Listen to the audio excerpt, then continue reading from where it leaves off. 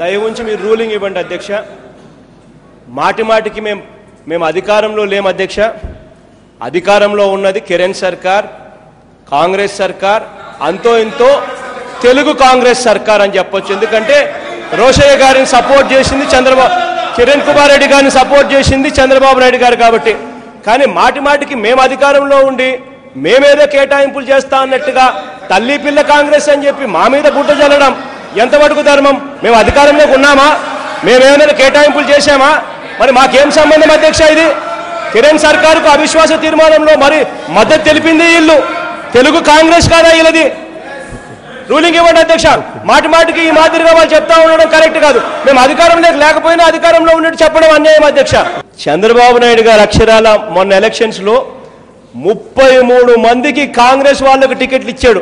33 మందికి, 175లో 33 మందికి.